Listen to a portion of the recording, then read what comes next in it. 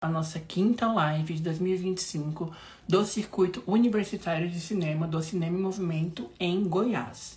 Hoje nós iremos falar um pouco sobre o filme Para Onde Voam as Feiticeiras.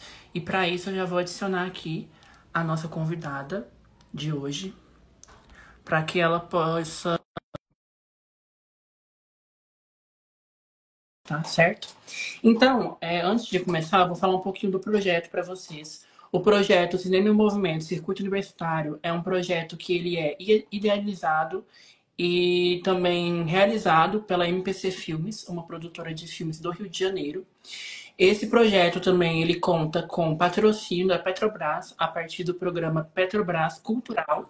E o principal objetivo desse projeto é levar para as universidades públicas brasileiras discussões acerca de filmes documentais brasileiros independentes sobre questões ligadas aos direitos humanos, que é a temática dessa edição. E para isso, nós temos 5 filmes que vão tratar ali de pessoas que historicamente no Brasil tiveram seus direitos humanos negados e que também, né, sofrem violências até hoje. E como eu falei, né, inicialmente, hoje o filme é o Para Onde Vão as Feiticeiras, que é um filme que ele vai falar de alguns artistas que estão ali em São Paulo e que realizam performances na rua. E o filme ele vai tentar mostrar como que a população reage com aqueles corpos ali naquele centro de São Paulo. E tô tratando de várias questões ali, né, principalmente trabalhando com as interseccionalidades que envolvem aqueles personagens principais. E para isso, né, eu convidei a Nefertiti Souza, que é a nossa convidada de hoje, que vai falar um pouco mais do filme pra gente. E eu vou apresentar ela rapidamente, né? A Nefertiti, ela é estudante, pesquisadora no grupo de pesquisa em História, Gênero e Sexualidade, o GEP-GS, coordenado pelo professor Elias Veras, e ela também é autora do capítulo Se Sou Uma, Não Sou Só, Narrativas de Travestis na Imprensa de Alagoas, que foi publicado no livro Indesejáveis, também organizado pelo professor Elias Veras, com a professora Roberta Sodo. Então agora eu já passo a palavra para a nossa convidada para ela fazer essas considerações iniciais, na verdade, né, sobre o filme. Muito obrigado pela participação de todas as pessoas. Oi, gente, eu sou a Nefertiti, né? Hoje eu fui convidada para falar sobre esse filme. Vocês estão me ouvindo bem? Sobre esse filme, né? Para Onde Vão as Feiticeiras. E eu acho assim que o principal, na verdade, a primeira coisa que a gente nota quando inicia-se ali o filme, né? Quando começam as ações do filme, é que a gente vai começar a dialogar sobre aquelas interseccionalidades e entender, né, a presença dessas interseccionalidades na nossa sociedade, na nossa comunidade. E daí, né, ao decorrer do filme, a gente percebe que há algo naquelas interseccionalidades, né, chama a atenção. Então, não são personagens, assim, dentro do entendimento de que são pessoas que vivem, né, dentro desse estigma e que a própria presença torna-se um espetáculo, né? E daí as interações da população, das pessoas que passam por ali, das pessoas que estão presentes ali, com aqueles corpos, sempre a gente percebe, né, que não é uma interação que a gente possa pensar que não é construída, né? Aqueles corpos são vistos marginalizados e sofrem alguns tipos de ataque por estar naquele ambiente, né? Mas também, em alguns momentos, são bem tratados, né? Em alguns momentos vão discutir na rua questões de gênero, do nada, só por estar ali presente. Então, a gente entende que esses corpos que são, dentro do conceito de interseccionalidade, né, mais marginalizados. E é importante também, que eu acho que é um assunto que a gente precisa falar, né, é de onde saem essas marginalizações, né? Como é que isso se cria. E daí a gente vai pensar na história da criação do que a gente chama de Brasil, né? E principalmente como os discursos acerca desses corpos são descritos, né? E quando a gente vai pensar na população indígena, por exemplo, por muito tempo, para as pessoas que viviam, para as pessoas não indígenas, né? O indígena era quase que um folclore.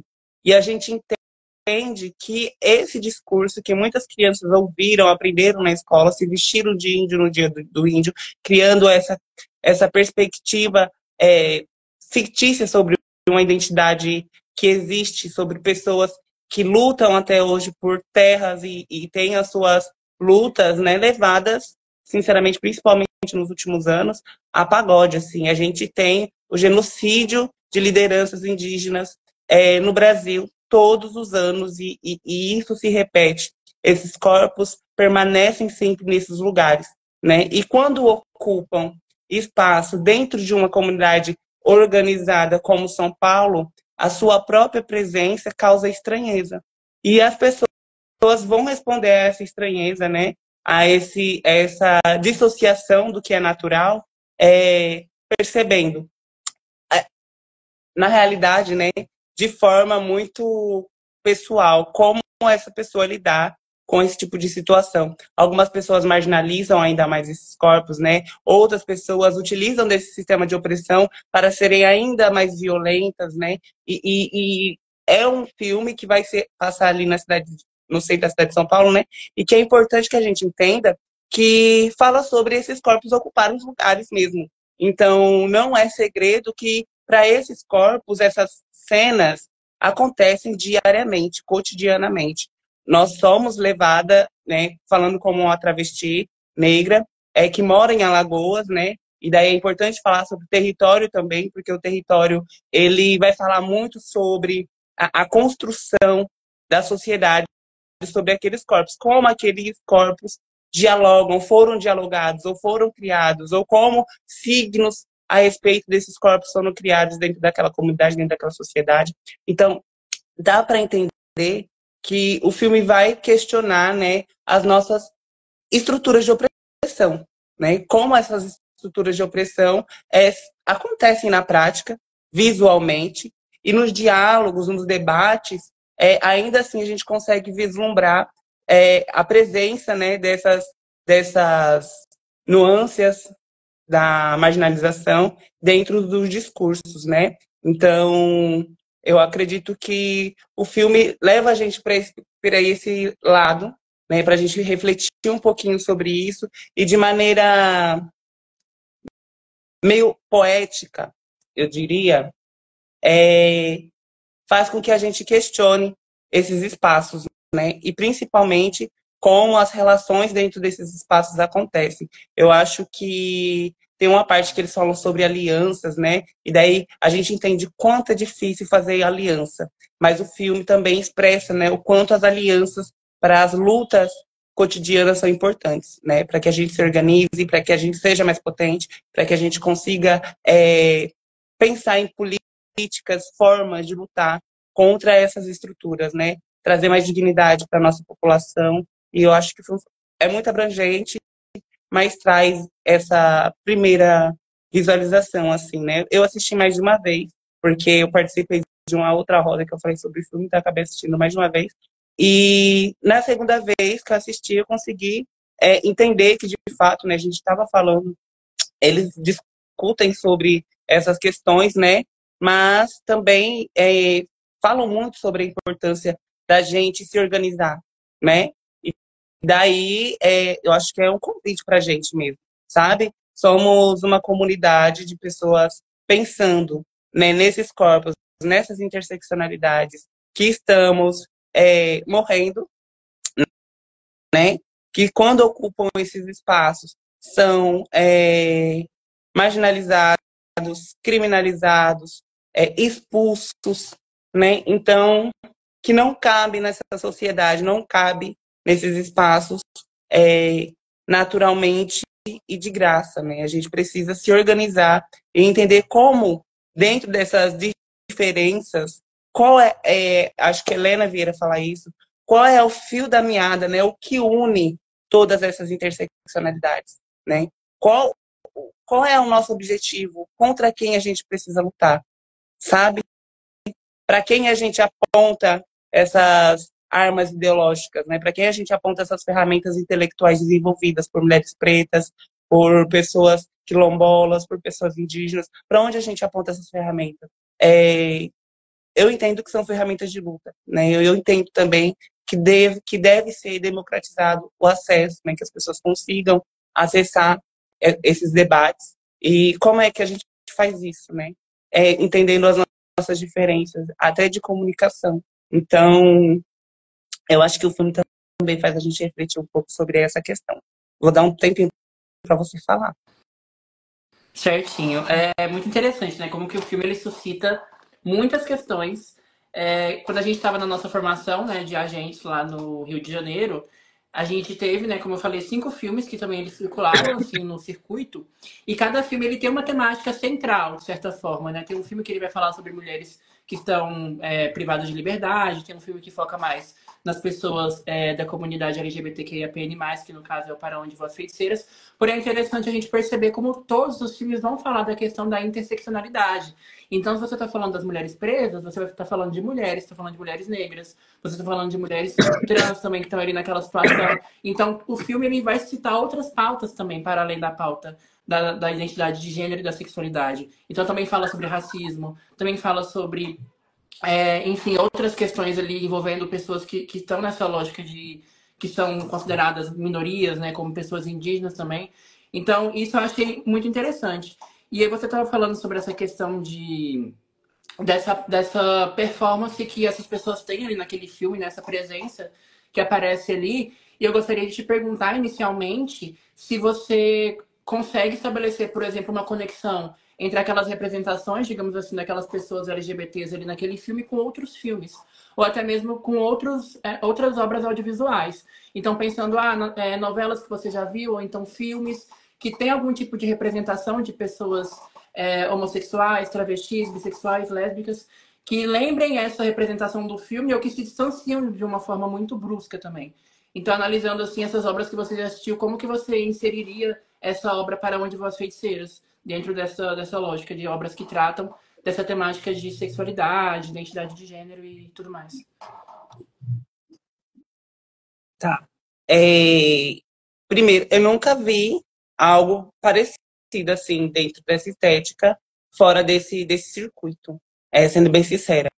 E algumas coisas que eu assisto, que eu vejo, eu não sou muito do audiovisual, sendo bem sincera, eu não assisto muitos filmes, mas eu sempre tento buscar alguns filmes, né, que retratem histórias e que falem de causas que eu entendo como importante, até mesmo para entender como se entende, como as pessoas veem essas causas dentro de um roteiro.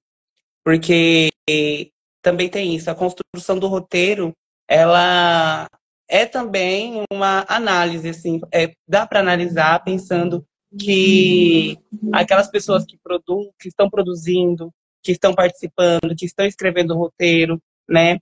Então, eu acho que talvez nesse filme tenha tido mais participações de pessoas dessas comunidades nesse processo. Então, eu acredito que não tem nada parecido, assim, eu acho, pensando em representação e na construção do roteiro, porque quanto mais pessoas trans participando de uma história, né, e participando no geral, na câmera, produzindo, enfim, escrevendo, quanto mais importante e mais real né? Existem algumas séries que vão falar sobre a nossa comunidade, mas daí que eu conheço, norte-americana, tem uma que é sobre a comunidade Ballroom, nacional, né? Que foi que umas manas fizeram. Eu acho que é Verão. Eu não lembro o título, gente. Mas existem algumas produções, principalmente, eu faço parte da comunidade Ballroom aqui em Alagoas, né? E daí, recentemente, algumas houses, alguns coletivos de Ballroom têm se movimentado e criado alguns filmes, algumas séries até, que falam um pouquinho sobre a organização da comunidade Ballroom enquanto uma comunidade com corpos pretos, LGBT, soropositivos, indígenas, enfim, diversos como o Brasil. Então, eu acho que essas produções que a comunidade Ballroom Brasil tem feito, eu encaixaria assim dentro de uma mesma vitrine, talvez. Porque eu entendo que mesmo que, né, dentro do processo de criação do filme Para Onde Vão as Feiticeiras, tenham muitas pessoas que trabalham com arte, né, que são artistas, que estudam, provavelmente estudaram arte, né? E dentro da comunidade Balloon é diferente, porque são pessoas que muitas não têm acesso à produção, a fazer. Então, as manas vão fazer do nada, fazer criar, enfim, lutar por edital. E eu acho que essas manas também podem ter feito isso, esse mesmo processo, porque é muito difícil também criar dentro do Brasil, pensando nas nossas subjetividades de maneira como o Brasil é, né? Porque é aquela questão, muitas coisas, até mesmo, por exemplo, quando eu sou convidada para fazer uma reportagem para uma TV, eles cortam das nossas falas, sabe? Então, eu acho que dentro do processo de audiovisual e de pensar na nossa comunidade, eu acho que também tem esse lado de ter dificuldade, né? De produzir, de fazer com que aquelas pessoas trans ocupem esses espaços de produção, que estejam ali trabalhando, né? Então, é isso. Eu acho que essas produções da comunidade Ballroom de conteúdos, desde Paris Burn, eu acho que é assim, que é o título de um filme, que não foi feito por pessoas da comunidade Ballroom, é bom dizer, né? Foi até sem licença, mas fala ali, e depois essa mesma House, que é retratada nessa série, faz uma série e tal. E é bom, gente, produções da comunidade Ballroom no geral, assim, deem uma olhada. Vão falar muito, principalmente os mais antigos, sobre, atualmente também, né? Temos pessoas que estão se organizando bastante, mas sobre a vivência, a experiência de pessoas soropositivas da comunidade, e principalmente, né, o choque que foi o período da crise, né, de HIV/AIDS para a comunidade LGBTQI+. Então, a gente vai encontrar muito essa discussão dentro da comunidade Ballroom, porque, né, fomos as pessoas que mais fomos precarizadas no processo de criação e demonização dessas doenças, né, e principalmente do próprio corpo. Enfim, eu acho que são essas duas, eu acho que grupos, eu vou colocar forma de grupos, porque, enfim, eu acho que qualquer produção da Ballroom a gente vai encontrar essas mesmas discussões. Foi muito interessante você trazer essa questão da produção, né? Porque muitas vezes a gente pode se perguntar, quando a gente vê um filme, né? A gente pensa naquela, talvez uma falsa representatividade, de pensar, nossa, que legal, esse filme tem uma protagonista trans, ou tem um romance entre gays e etc. Só que quando a gente vai analisar a forma que aquilo ali é apresentado, principalmente quando parte de uma produção que não foi feita por pessoas que fazem parte dessa comunidade, a gente vê o tanto de problemática que tem ali, né? Que às vezes talvez mais atrapalha a luta de certa forma do que ajuda. E aí, quando a gente faz essa reflexão pensando na produção feita por pessoas da própria comunidade, tem um olhar totalmente diferente, né? Então, a gente pensa nesse protagonismo, porque eu acho que muitas vezes, quando a gente pensa em protagonismo no audiovisual, a gente liga muito, talvez, aos atores que estão ali, as pessoas que estão atuando, aquela personagem que é retratada, porém o protagonismo talvez seja mais interessante quando a gente pensa na própria produção. Quem é que está escrevendo aquela mensagem que quer ser passada, né? Quem é que está editando aquilo ali? Então, acho que é uma reflexão extremamente interessante mesmo, que separa essas obras, né, que são feitas ali por pessoas de fora, que estão analisando aquela situação, aquelas pessoas muitas vezes com um olhar quase de que um antropólogo do século XIX que está olhando aquele corpo estranho, tentando conhecer aquela coisa estranha, que está tentando chegar perto, entender, e não alguém que já faz parte, que está dentro daquela cultura, daquela comunidade, e quer mostrar para as pessoas o que realmente ela quer passar, a sua própria mensagem. Então, realmente é uma reflexão assim muito, muito potente. E aí, sobre essa questão da arte, né? Você comentou sobre a questão do ballroom, né? Das comunidades ballrooms que no Brasil há vários anos já, né? Mas principalmente agora está ganhando muita visibilidade, de certa forma, ali, né? A partir de muita luta. Em Goiânia também a gente tem um movimento na cena Brown muito forte, agora crescendo bastante. E, enfim, aí a partir disso eu gostaria de te perguntar sobre como que você enxerga a resistência a partir desses movimentos artísticos mesmo. Como que essa arte ela pode servir para corroborar essas lutas por direitos, por igualdade, por todas essas pautas que o movimento, principalmente trans, trata ali, né, de forma geral.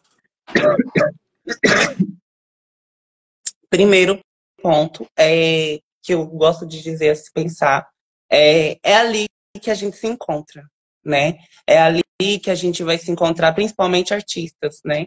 É ali que a gente vai se encontrar com a mana que dança, com a mana que produz, é ali que a gente vai se encontrar com a mana que faz música, com a mana que é da moda, com a mana... É ali que a gente vai se encontrar, entender as nossas potencialidades e como a gente pode, através das nossas potencialidades, né, ajudar nas nossas lutas, nos nossos encontros, nas nossas discussões, né?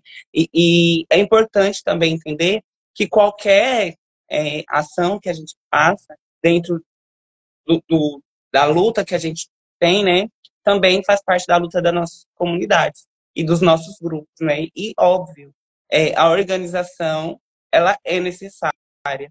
E sozinhas, nós, infelizmente, não temos poder de mudar a realidade de todas as outras, que é o que a gente precisa fazer, né?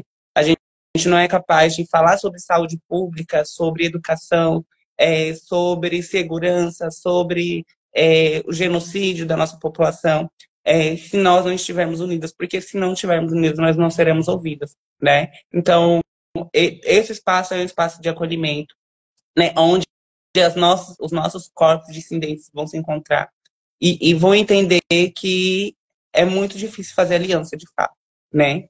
A gente acaba entendendo que nem sempre corpos dissidentes vão concordar em tudo, mas que juntos nós somos mais fortes, né? Juntos nós não somos só eu, somos uma comunidade. Inclusive, o capítulo que eu publico é Se Sou Uma, Não Sou Só, porque eu entendo que apesar de ser Nefertiti, né, o que eu falo, como eu caminho, parte de outras que construíram a possibilidade de estar viva, né? As que lutaram no período pós-ditadura, que a gente fala sobre nesse livro, né? As violências que lutaram, deram a cara a tapa, foram mortas, enfim, tem famílias que não sabem até hoje, enfim, dos seus entes queridos. Tem muitas que desaparecem no cemitério, mas é sobre isso, é entender que se nós não estivermos unidas, não contarmos umas histórias das outras, nós seremos esquecidas e as nossas lutas apagadas, sabe? Eu acho que a gente consegue refletir um pouco sobre isso também. Sobre essa questão, principalmente, que você falou, né, das histórias apagadas, eu sou discente do curso de História, e a gente discute muito, né, hoje em dia, sobre a questão das narrativas. Quais narrativas são possíveis ali a partir da história? A gente não entende que hoje em dia não existe mais na verdade nunca houve, né? Uma narrativa única sobre tal acontecimento, então não tem uma narrativa única sobre a ditadura, não tem uma narrativa única sobre o período colonial, sobre a opressão. Então a gente busca sempre, pelo menos eu e alguns historiadores, né, ali nos nossos estudos, buscar novas narrativas ali, ampliando ao máximo ali, para a gente ter uma percepção melhor de tudo que aconteceu. E a partir disso, né, você foi falando, né, sobre algumas questões e até citou a ditadura, né? E é uma coisa que para mim é muito interessante, porque até eu entrar na universidade, a gente, de certa forma, à medida do possível, ali dentro de uma realidade de escola pública, a gente tem acesso muito a essa narrativa da ditadura, essa narrativa comum, assim, que tinha os militantes ali, o pessoal que lutava contra a ditadura, e aí dentro daqueles militantes ali, eles sofreram torturas pela ditadura, enfim, depois foram liberados ou torturados, ou seus corpos sumiram. Só que é interessante porque parece que essas pessoas, não só, óbvio, primeiramente falando dessas pessoas que estavam ali politicamente lutando contra a ditadura, né, por si só, parece que essas pessoas não tinham gênero, que elas não tinham etnia, que elas não estavam cercadas por outras narrativas possíveis, elas eram só pessoas que estavam ali atuando politicamente, mas que a gente não reflete sobre quem eram essas pessoas. E aí, a partir de outras narrativas, para além dessa narrativa dessas pessoas que estavam ativamente lutando para acabar a ditadura, digamos assim, a gente nota que há outras narrativas de pessoas que não necessariamente estavam ali politicamente falando eu quero que a ditadura acabe, pegando em armas e tudo mais, mas que sofreram com a ditadura também. E aí é o caso, por exemplo, de pessoas negras, pessoas trans, travestis, homossexuais, mulheres, que naquele momento, apesar de, como eu falei anteriormente, né, não estarem ali no movimento de luta armada ou algo do tipo, essas pessoas estavam sofrendo com a violência da ditadura, por serem quem elas eram. Então, acaba que muitas vezes, em prol de uma narrativa que já está construída, uma narrativa que vai para filmes e tudo mais, a gente tem outras narrativas dissidentes, digamos assim, que acabam não tendo essa atenção e que são tão importantes quanto. Então, essa necessidade e essa potencialidade assim, da gente pensar de manter essas outras histórias e tudo mais, essa ancestralidade, a partir de vários recortes diferentes, eu acho que evoca muito essa questão desse fazer da história e das histórias que a gente tem assim no imaginário social mesmo, né? De pensar no que a gente pensa quando a gente em quem a gente pensa quando a gente pensa em tal contexto histórico. Por que a gente não pensa nas mulheres trans e travestis? Por que a gente não pensa nas enfim, nos homossexuais ou então nas pessoas negras? Então, eu acho que, novamente, a gente reiterar essa questão dessa pluralidade de narrativas e dessa manutenção de outras narrativas dissidentes é uma coisa que é extremamente importante, né? E que, assim, é uma coisa que demorou muito para chegar na universidade, por exemplo. E que, enfim, né, pessoas como você, por exemplo, né, a gente, assim, como comunidade também, está tentando trazer agora para a universidade, né? Está chegando lá. Discussões que já eram feitas nos anos 80, durante a ditadura, lutas que já estavam sendo construídas ali, e que agora eu acho que talvez a gente consegue penetrar na universidade mesmo, essas discussões a partir de projetos, né, que muitas vezes são negligenciados, enfim, diversas outras dificuldades que ainda existem, mas que tem um tipo de progresso, digamos assim, bem lento, né? Assim, não sempre gradual, mas existe uma participação assim que a gente nota hoje em dia, pelo menos da ampliação dessas discussões que vão abarcando ali novos sujeitos, né? Que estavam ali na história, que sempre estiveram, mas que não tiveram luz ali, né? Enfim. E aí, sobre isso, eu gostaria de te perguntar sobre essa vivência de universidade, enfim, de participação em algum tipo de movimento que você pode ter participado. Como que você notou essa vivência na universidade, sendo uma pessoa travesti e tudo mais ali, né, adentrando a universidade, e como que você encontrou, talvez, apoio, ou então até mesmo algum tipo de referência para a luta, para você poder produzir, né, e tudo mais ali, quais são as dificuldades também, o horizonte de expectativas que você tem também para daqui para frente e tudo mais, pensando mesmo nessa vivência na universidade, enfim.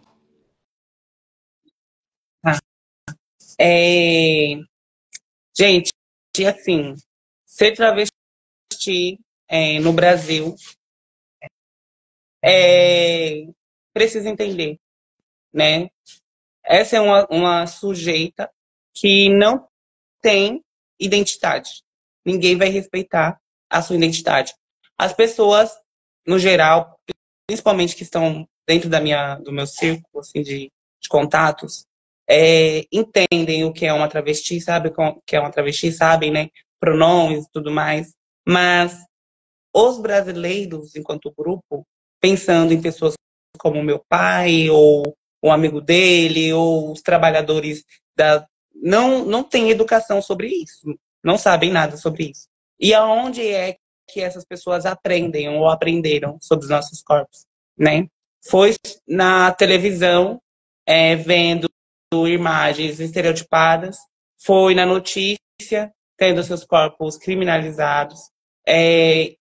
Então, além de não conseguir ter respeito dentro da sua identidade, você vive sendo estigmatizado e entendida como possível profissional do sexo ou como enfim, dentro desses espaços de discursos de marginalização dos nossos corpos, né? que sendo uma pessoa negra, dentro dessa estrutura racista, já é coisa de brasileiro, né? Eu gosto de chamar de coisa de brasileiro, mas a gente entende também que não é só os brasileiros que fazem isso, mas coisa de brasileiro, porque a estrutura do Brasil com os nossos corpos, ela é muito específica, né? Alguns estados no Brasil, durante alguns períodos, sancionaram leis de perseguição contra os nossos corpos, né? E eram essas manchetes que as pessoas viam e que criaram na mente dessas pessoas o signo da travesti, o que é a travesti. Então, é entender também que a gente vive no Brasil e que se a universidade não se responsabiliza em fazer com que esses corpos tenham acesso à universidade de forma digna, isso não vai acontecer organicamente, né? É entender que é um problema institucionalizado. As universidades não estão preocupadas para isso. Colocam algumas, né, cotas para pessoas trans, travestis, sem colocar responsáveis, pessoas que têm conhecimento técnico para trabalhar com esses corpos. Mas, no caso de algumas, nem isso, né, como a UFAL, a gente está nessa luta, inclusive, esse ano, para tentar fazer com que a Universidade Federal de Alagoas coloque cotas destinadas a pessoas transgênero, né, entendendo também a necessidade de uma política afirmativa para que esses corpos acessem, né, a universidade. Então, nós, pessoas trans, representamos menos, muito menos de 1%, 0,1% para mulheres e o mesmo número para homens dentro de universidades públicas, né? Então, eu acho que é muito difícil que a gente entenda que está bem, né? Muitas travestis entram, acessam o ambiente, mas acabam saindo, porque até hoje muitos profissionais de dentro da universidade faz com que a universidade seja um espaço também de exclusão dos nossos corpos, de entender que os nossos corpos não pertencem a esses ambientes, porque o profissional não vai te tratar pelo seu pronome, muitos não vão saber, e como a gente faz para denunciar isso, né? Como a gente discute isso se a universidade não se preocupa em fazer com que o ambiente de educação seja democrático, né? Então, na verdade, nem é sobre democracia, é muito mais sobre que as pessoas consigam acessar de forma digna, né, esse ambiente. Então, a vida da travesti dentro desse espaço, que é um espaço que a gente começa a ocupar agora, e por isso também, né, causa uma necessidade maior de que a gente se organize e questione a universidade sobre a sua atuação, né, sobre como faz a gestão dessas pessoas, mas é um processo de luta, né? É muito difícil. Não dá para romantizar sendo uma travesti da periferia que estuda na Universidade Federal, mas que não consegue trabalhar por causa da universidade, mas também não tem ajuda dos pais, tem que fazer os corres, então não tem como romantizar essa relação. Não há assistência estudantil, não há plano de permanência para pessoas trans travestis, mesmo sendo esses corpos tão precarizados dentro da nossa sociedade, né? Enfim, eu acho que a nossa presença é o início, assim, começa-se uma luta que a gente ainda tem que ter, até que tenham mais profissionais travestis e trans trabalhando na universidade, professores trans travestis. Então, que a gente possa ocupar esses espaços também de educação, de educadores e de sair dos espaços de marginalização e ocupar esses espaços.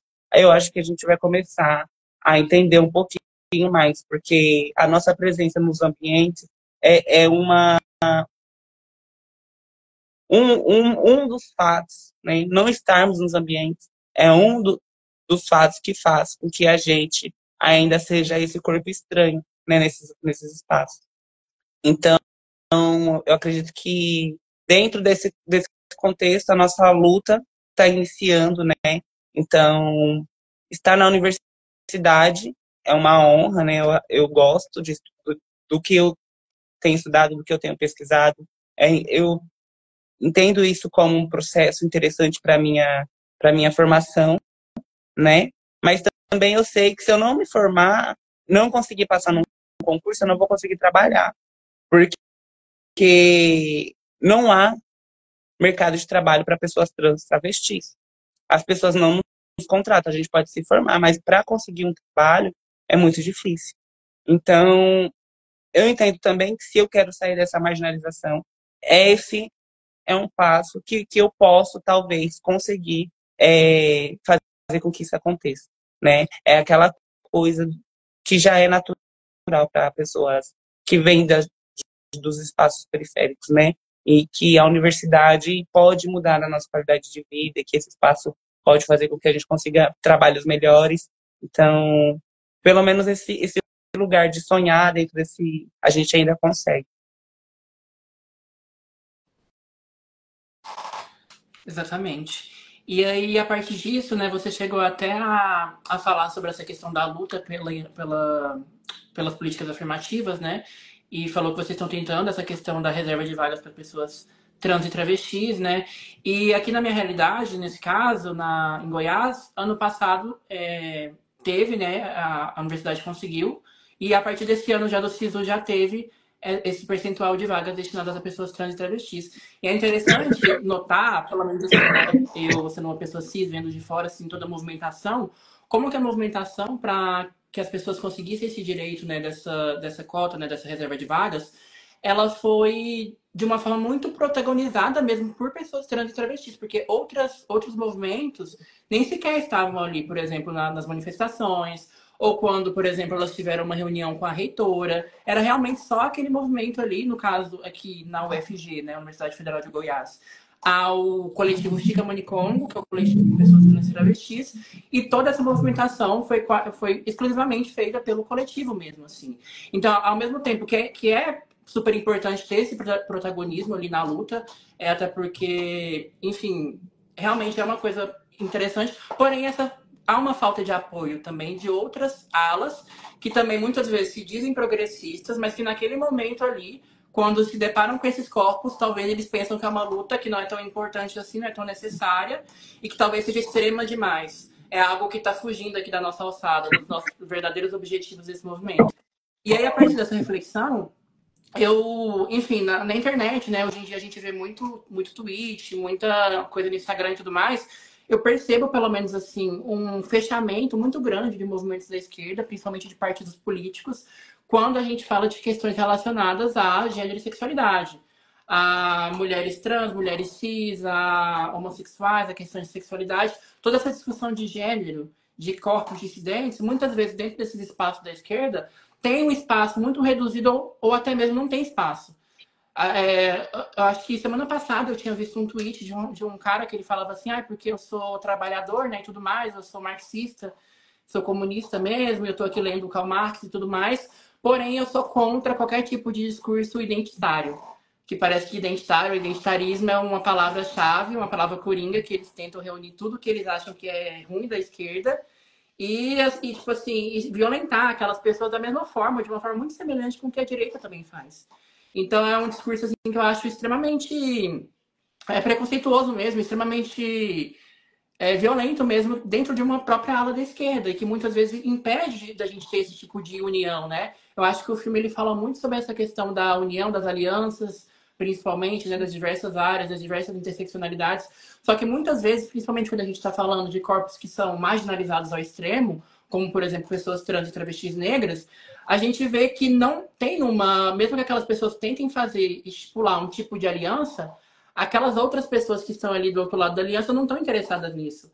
Então acaba que fica uma luta extremamente individualizada e solitária, talvez até de certa forma, porque essas outras alas não, por conta de preconceito, de moralismos e tudo mais, não estão interessadas em estabelecer aquela aliança.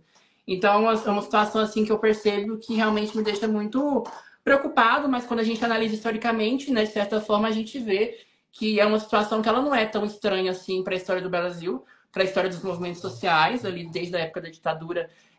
Enfim, tem vários autores que falam sobre isso, Renan Quinalha, tem enfim, tem um que ele é estadunidense também. Enfim, são autores que falam sobre a questão da ditadura, mas eles falam principalmente dessa questão de que naquele momento ali não tinha uma aliança, por exemplo, entre os setores da esquerda com setores tradicionais, assim, mais hegemônicos, mais poderosos, com as pessoas trans, com o movimento negro, e que esses movimentos tiveram que assim, lutar por eles mesmos, porque eles não iam ter apoio. a partir disso. E a partir de toda essa explanação que eu fiz aqui agora, eu gostaria de te perguntar como que você enxerga essa questão do movimento trans aí em Alagoas e como que você também enxerga essa questão das alianças.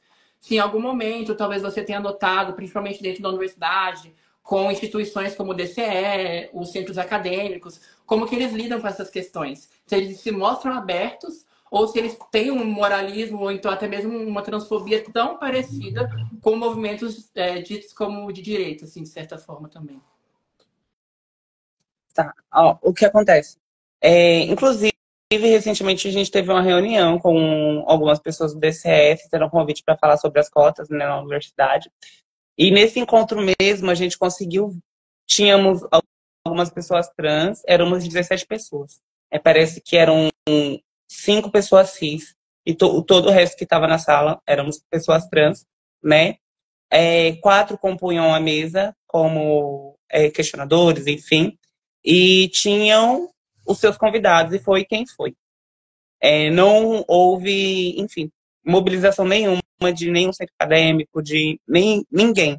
E daí é importante também, algo que eu falei recentemente, nós estamos sozinhas mesmo, sabe? Quando é para falar sobre a pauta do nosso, por exemplo, nosso acesso à universidade, o movimento negro dá um grande foda-se, né? E é algo também que me fez refletir muito nessas eleições, porque eu estava me engajando dentro de alguns movimentos, alguns partidos de esquerda, que eu entendia importante para a construção, enfim, da nossa luta em Maceió. Eu pensei, essa pessoa, Sandra, a gente pode começar a falar sobre as nossas pautas. Mas quando eu chegava com alguma denúncia ou alguma questão sobre a pauta trans, simplesmente, sabe, é sempre isso. E entender também, por exemplo, os homicídios de mulheres trans travestis que acontecem aqui não são solucionados. Pouquíssimos são, né? Então, a gente tem um dos estados mais violentos, que mais matam pessoas trans, e que, enfim, quem mata esses corpos nem é encontrado muitas das vezes, né? As pessoas são identificadas como seus nomes mortos, assim.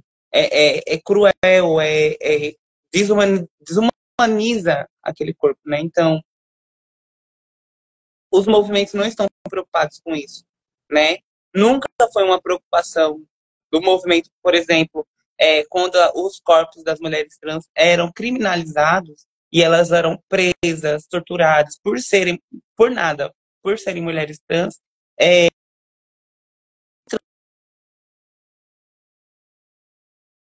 elas simplesmente foram mortas e esquecidas. Ninguém faz filme para contar a história dessas travestis, sabe? Então, é sobre isso, é sobre o que as pessoas gostam de ver, sabe? As pessoas gostam de ver a travesti sendo assassinada, né? E gostam enfim, desses espaços que destinaram aos nossos corpos, né? Que a estrutura destina aos nossos corpos. Então, esses ambientes de luta também se tornam ambientes que vão reproduzir essas violências, né? Que principalmente nem vão entender a nossa luta. Muitas pessoas que são de direita não sabem nada sobre pauta de trans, não sabem nem, sabe? Assim, se você de fato conhece, às vezes, o seu ídolo político, você fica surpreendido como esse cara é idiota, sabe? Porque a nossa pauta é tão invisibilizada. Na verdade, a nossa pauta, ela não é uma pauta que ganha voto para eles, né? Porque eles querem ganhar voto de crente, por exemplo. Então, para muitos, é muito mais fácil não falar de pessoas trans para não perder voto. De esquerda, sabe? Muitas mulheres, dentro do grupo de mulheres mesmo, de movimentos de esquerda, não vai ter uma liderança trans. E estão falando de democracia, estão falando de acesso, estão falando de muitas coisas. Aqui em Alagoas, a representatividade da mulher trans, ela tem que ser feita a trans tem que bancar isso, sabe? Porque senão não vai existir. porque os partidos não estão interessados nas pautas das mulheres trans, no que, principalmente, né? Porque a pessoa trans só pode falar sobre a viver, ser pessoa trans. E daí, não pensa que a gente também pode falar sobre educação, saúde, enfim, mas quando temos acesso a esses ambientes, é o que a gente pode falar. E mesmo assim, quando, de fato, por exemplo, agora, nessa questão das cotas, a gente precisa que essas pessoas estejam conosco para lutar por um direito, né? Nós estamos sozinhas e sozinhos e sozinhos, né?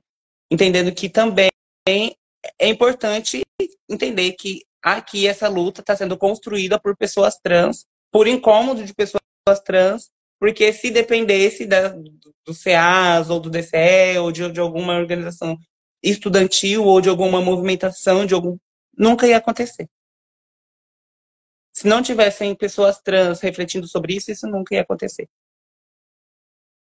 E daí, né, a gente pode pensar que é importante fazer aliança, né, mas é muito difícil fazer alianças justas, principalmente sendo um corpo já visto, até mesmo pelo seu aliado, como marginalizado. Então, até mesmo o seu ponto de vista pode ser colocado dentro de um espaço de violento, de que não é sobre isso. E daí as pessoas não querem saber. Entende? E daí é muito difícil você falar, é porque ela vai trazer falando que o Estado criou leis para o genocídio das pessoas trans, que hoje em dia é muito difícil, mas são discursos que parecem muito dramáticos, mas é a realidade, assim, das nossas experiências, sabe? Então, as alianças são muito importantes, são necessárias, mas é importante que a gente comece, né, dentro de uma perspectiva de ação de uma coletividade negra mesmo, entender a interseccionalidade, entender a profundidade da interseccionalidade, e que se a gente não entender isso como a nossa principal ferramenta, uma das principais ferramentas que a gente pode entender para construir luta, né, nunca teremos trocas justas nas relações que a gente tem. E eu acho que é importante refletir sobre isso, porque atualmente, né, em algumas pesquisas apontam que 90% das travestis trabalham com prostituição, em algumas outras pesquisas apontam que 71% das travestis trabalham em serviços informais, trabalhos informais, que significa aí sem 13º, sem aposentadoria, sem direito a nada, né, recebendo menos que o salário mínimo, enfim. Então, a gente começa a falar também de um processo estigmatizante que coloca os nossos corpos em uma situação ainda mais de exploração da nossa força de trabalho, né? Porque não vai ser paga, enfim, não vai ser paga. Então, eu acredito que não tem como falar de luta da classe trabalhadora sem entender que as travestis também são trabalhadoras e estão tendo a sua mão de obra, de trabalho, de força chupinhadas por empresas de telemarketing, por empresas da internet que fazem conteúdos digitais, que elas vendem conteúdos digitais. Então, muitas relações de trabalho precarizadas, que mal são reconhecidas, como a própria prostituição. Então, é isso. Eu acho que se a luta dos trabalhadores também não for uma luta pela causa das mulheres trans travestis, não é sobre a luta dos trabalhadores. Assim, eu acho que não pensa na classe e, principalmente, ainda não reflete as necessidades políticas mesmo, para que a gente fale em acesso, saúde, enfim. Certo. Então, a partir dessa fala extremamente potente da nossa convidada, Nefertiti, a gente já está se encaminhando para o final da nossa live. Eu gostaria de agradecer a participação dela, principalmente que tirou um tempinho, né, para poder vir aqui conversar um pouco com a gente. E também de todo mundo que passou aqui pela live hoje, assistiu, que seja um trecho. E lembrando que a live vai ficar salva aqui no meu perfil, caso alguém queira ver mais tarde, tá? Na íntegra. E novamente agradecendo a nossa convidada e passando as palavras finais para ela. Eu gostaria de agradecer, né, esse espaço, para debater o filme, para ter a oportunidade de, através do filme, refletir sobre muitas questões importantes, né?